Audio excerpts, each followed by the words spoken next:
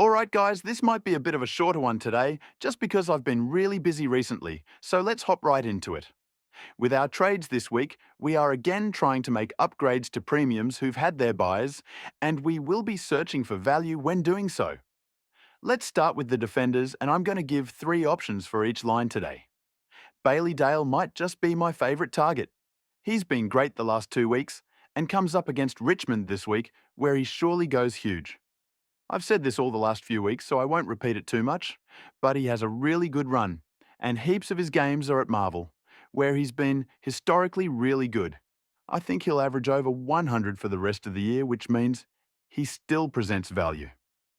Then we have Miles Bergman, and I hate to say it, but I think he's a good pick. He's not too cheap anymore, priced in the 80s, but he's coming off 2 tons and averaging 97 in his last five. This midfield role has been good for him, and yeah, I reckon he's a decent target.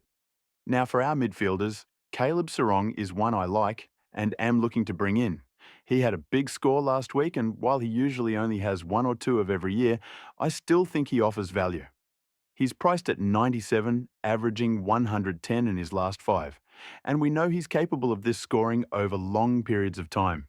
He has a pretty decent run with a good next few, so yeah, he's one. I think you could look at Libba with the Richmond matchup, and he's still priced under 100. Not a smash pick maybe, but it could actually work out pretty well. He's lowly owned among highly ranked teams, so if you want a pod, go for it. The final mid I came up with was Zach Butters, who's somehow priced at 920,000. He's only averaged 100 as his last couple, but I'd expect his price to not drop anymore, and either this week or next we'll probably want to jump on him. So he'd also be a good option, I think.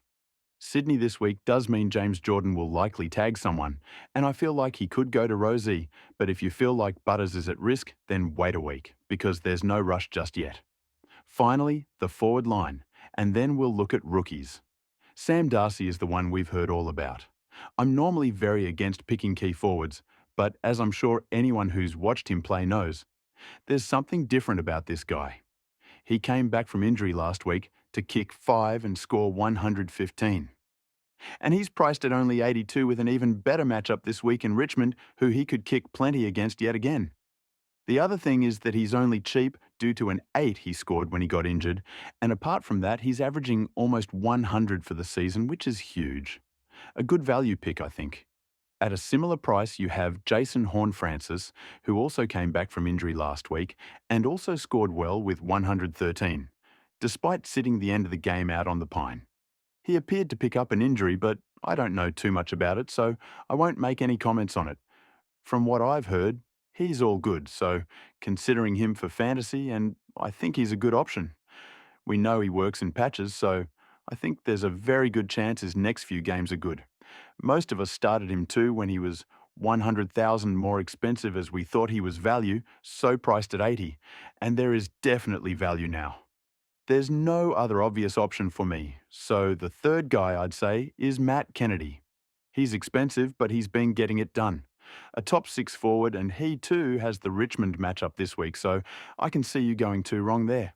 Finally, some rookies, and there aren't many obvious ones this week. Fantasia scored well, but I wouldn't go there. Harry Ruston was good for a 75, so I don't hate him as an option, despite him having the bye next week. Tom McCarthy was obviously superb, but he's got the bye this week. I'm almost at the point where I just want to pick him now so that I don't have to lock in a trade next week because we'll definitely need him then. And honestly, there's not really much else. Maybe Josh Sin, or a bit more expensive is Sam Butler, but no obvious targets. Now, let's discuss a few questions around trade outs before we look at my trades and captains. First up, Isaac Rankin, who has not performed for a good 6 weeks now, and he's on his bye. My answer is that you can definitely trade him, and I think I will. With some good value forward options, I'm happy to do this straight swap, so probably even something I'd recommend. Then I've heard people trading Christian Petracca. I'm slightly more hesitant on this one. If you're trading a guy like this, I'm just wondering who else your other forwards are, but hey, if you have no bigger issues, he can of course go. And finally, the one you've all been waiting for, Max Gawn. Now, I didn't understand this one at all when people were asking earlier in the week, because in my mind, he's been the best player all year other than Smith, and while it's his buy, he was someone I'd never even consider trading. However, I now understand that he has a really tough run, and historically hasn't gone great in this post-buy part of the season. I'd still be questioning who you'd actually be bringing in, because other than him, there aren't really any other rucks blowing the comp away.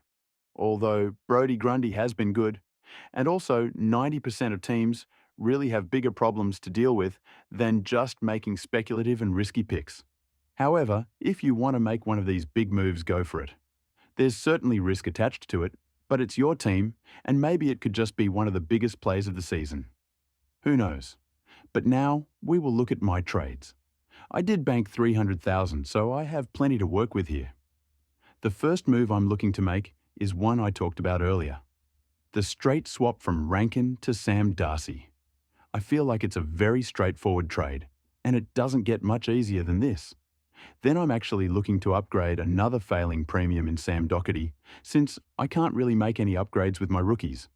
He is currently going to Caleb Sarong, who I'm quite keen on at his price and with his recent form. My final trade isn't completely confirmed yet, but I think I'm going to make a bit of a move and trade Zach Merritt all the way up to Wanganeen Malera. I'm just heavy on the round 16 buy, and I can always trade him back in later. But with him missing one of the next two games, I feel like I might as well get the top defender. So those are my three upgrades, and now let's look at some captain options. Tonight, there are a few, and I think Brayshaw and Sarong should hopefully go well against Essendon, who have been a pretty good matchup this season. I think I'd have Brayshaw ahead of Sarong. Then I also like Nick Martin, and if you put the VC on him, there's always a chance he pops one of his big ceiling scores. Then, in the Brisbane-Geelong game, you have to consider Bailey Smith. He probably cops some attention from Dunkley, but I think he'll still go huge and is one of the best options, averaging 123 all year. And I have a feeling that Dane Zorko might go all right in the same game. Tristan Xerri hopefully bounces back this week and could be an option if you need it. In the St Kilda Collingwood game, the Wang should be a good bet, and he's gone huge in his last couple. I can't see him getting tagged. I would expect Nick Dacos to get tagged though, so I'd probably avoid going him. And in the final game of the round, pretty much every Dogs player is a good option. Bontempelli surely bounces back this week for a good one, although I don't think I trust him enough for the captaincy. I think Tim English will go absolutely huge against Toby Nankervis, who's a great matchup for rucks. And Bailey Dale should put up some great numbers too, coming off some good scores and playing at Marvel yet again. I'll be looking to go Bailey Smith VC and Bailey Dale captain. I think that's all I have time for today, but I'll be back on Monday.